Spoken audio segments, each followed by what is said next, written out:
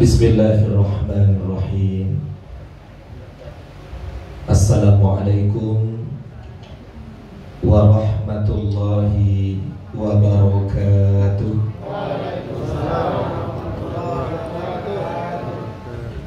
Innal hamdalillah wassalatu wassalamu ala Rasulillah Sayyidina Muhammad ibn Abdillah wa ala alihi wa ashabihi wa mawala. La hawla wa la quwata illa billah. Amma ba'du.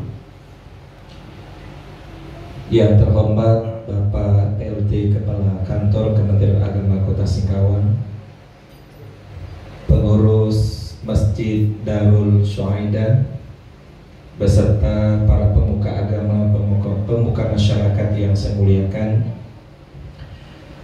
bapak-bapak, ibu-ibu, jamaah taklim yang saya muliakan, dan mudah-mudahan kita semua dimuliakan Allah Subhanahu wa ta'ala. Alhamdulillah, puji syukur hanya milik Allah yang telah mengantarkan kita datang di rumah Allah malam hari ini.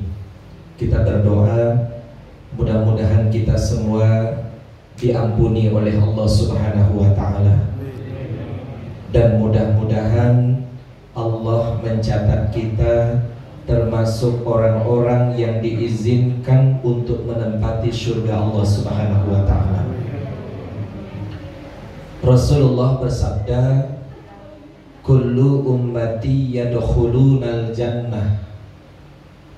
Setiap umatku, kata Rasulullah, semua umatku akan masuk surga. Maka bersyukur alhamdulillah saudara-saudara kita yang baru masuk Islam. Rasulullah sudah mengatakan kullu ummati yadkhulunal jannah.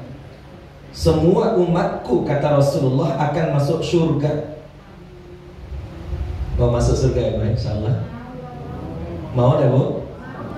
Mau atau mau banget? Alhamdulillah. Tapi ada pengecualian, Pak. Illa man aba.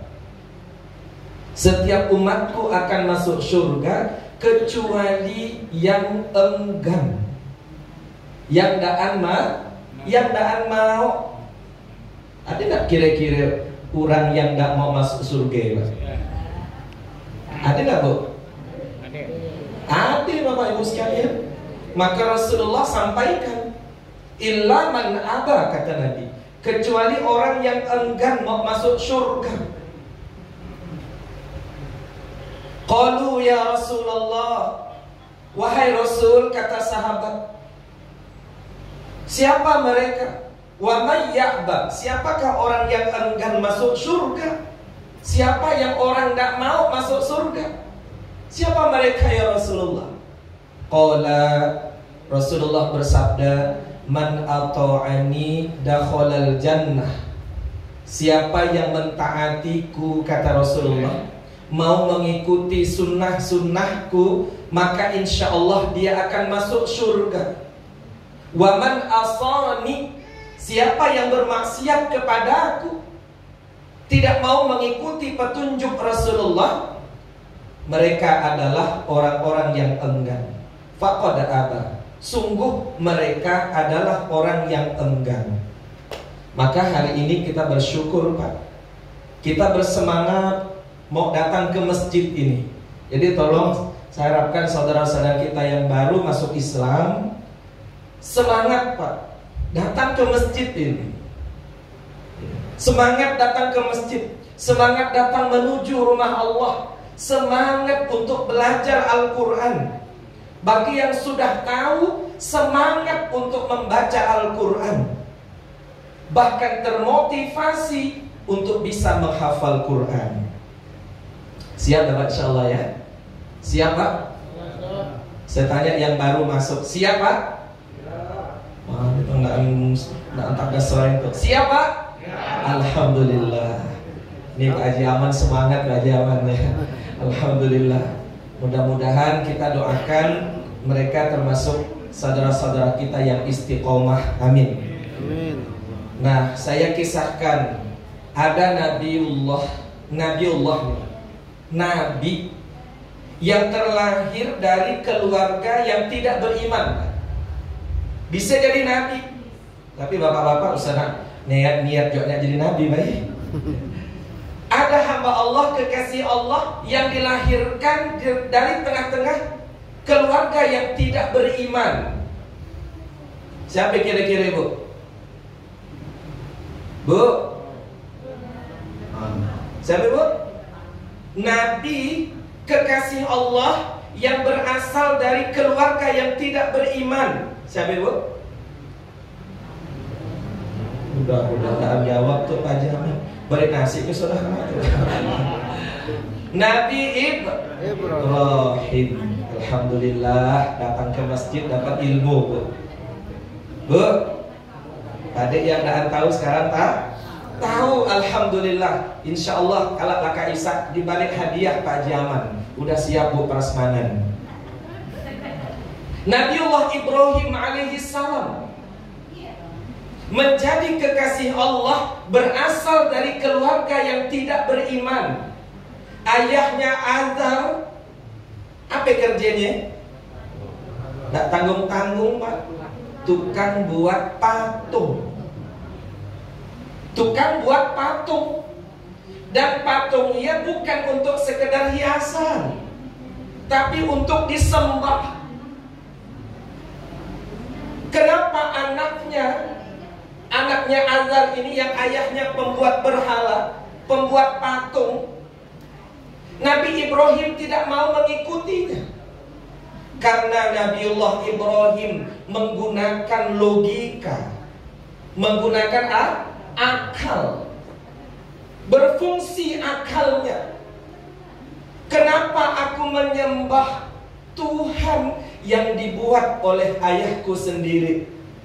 Jadi ayahnya Nabi Ibrahim mengajak Nabi Ibrahim untuk mengikuti agama ayahnya, tapi Nabi Ibrahim tidak mau dulu.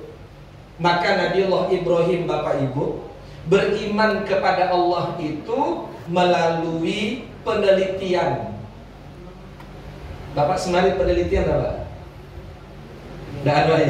Alhamdulillah Pak ya. Nabi Ibrahim itu melalui penelitian, siang dan malam dia berusaha untuk mencari siapa Tuhan itu sebenarnya. Alhamdulillah kami belum juga neliti baik.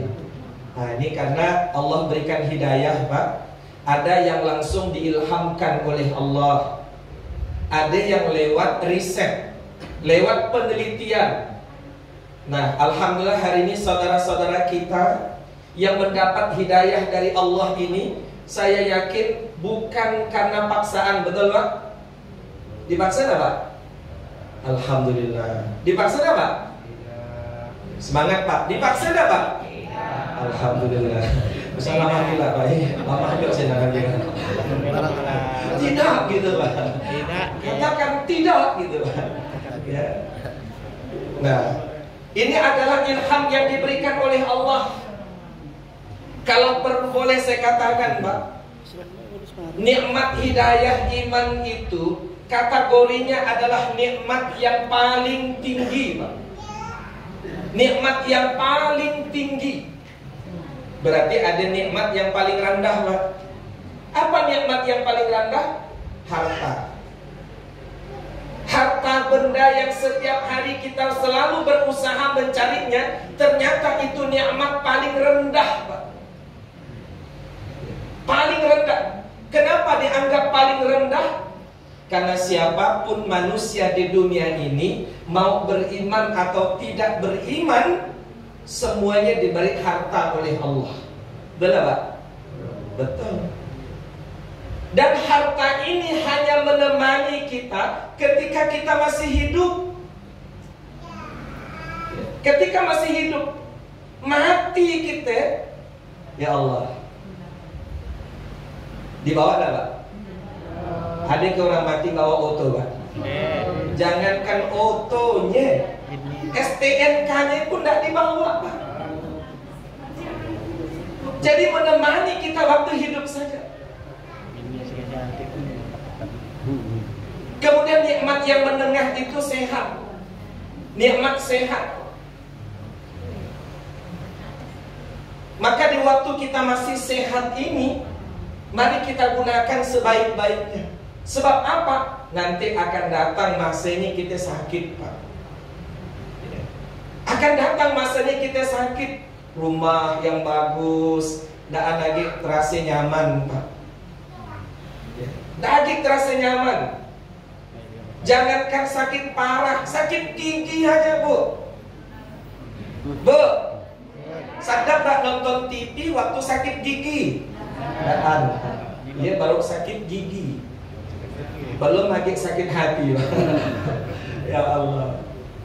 Nah, nikmat yang paling tinggi itu adalah nikmat hidayah. Maka bersyukur, Pak.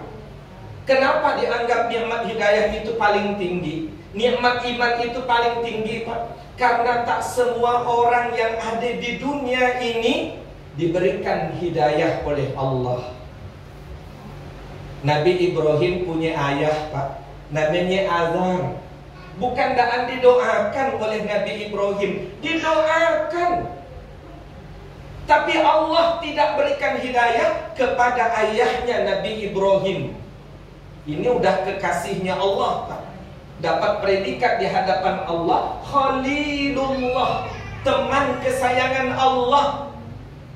Kan dua orang Nabi, Pak, yang namanya daan suah berhenti disebut, Nabi Ibrahim dan Rasulullah Muhammad sallallahu alaihi wasallam. Tapi Allah tidak berikan hidayah kepada ayahnya Nabi Ibrahim. Maka bersyukur, Pak. Bersyukur, alhamdulillah, Allah berikan hidayah iman kepada kita ini. Bersyukur. Maka dirawat baik-baik. Salah satu cara merawatnya, dekatkan diri kita dengan rumah Allah. Datangilah sahabat-sahabat kita ini yang bisa baca Quran untuk belajar. Jadi usaha kita pakai dorong-dorong baik, tapi kemauan kita seorang. Kemudian kekasih Allah yang kedua, Nabi Muhammad sallallahu alaihi wasallam. Dia punya paman, Pak. Baik pamannya dengan Rasulullah, yaitu Abu Thalib, yang selalu melindungi Nabi sallallahu alaihi wasallam ketika mendapat rintangan. Tapi Abu Thalib ini tidak dapat hidayah, Pak. Bukan Nabi tidak doakan, didoakan. Tapi apa kata Allah dalam Quran? Innaka la tahdi man ahbabta, walakinnallaha yahdi man yasha. Muhammad, kata Allah, engkau tidak punya hak memberikan hidayah walaupun kepada orang yang engkau cintai. Akan tetapi Allah memberikan hidayah kepada orang-orang yang dikehendaki oleh Allah. Pertanyaannya, bisakah iman ini dicabut kembali oleh Allah? Bisa, Pak. Maka tolong kita pertahankan baik-baik, sehingga Allah hadirkan doa dalam surah Ali Imran, ya Pak. Pak Jaris, ya. Rabbana la tuzigh qulubana ba'da idh hadaitana wa hab lana min ladunka rahmah innaka antal wahhab. Kita yang udah dapat hidayah lama tuh, Pak, berdoa pada Allah hampir lagi yang baru. Kenapa? Ketika kita menyatakan diri kita beriman pada Allah, bukan tidak diuji, Pak, diuji. Jangankan yang baru, yang lama itu diuji, Pak. Ada tak rasa malas nak ngaji, Pak? Ada, Pak. Kadang ada tak rasa malas nak ke masjid, Pak? Ada. Ya. Inilah ujiannya, Pak. Bahkan mungkin kawan-kawan kita yang baru masuk Islam, ada kawan kita yang ingin menarik kita kembali ke agama asal. Istiqomah, Pak. Istiqomah. Istiqomah, insya Allah kami selalu doakan, kita selalu doakan, Pak. Mudah-mudahan saudara-saudara kita yang sudah mendapat hidayah iman ini selalu dijaga oleh Allah Subhanahu wa ta'ala. Amin ya rabbal alamin. Terima kasih. Wassalamualaikum warahmatullahi wabarakatuh.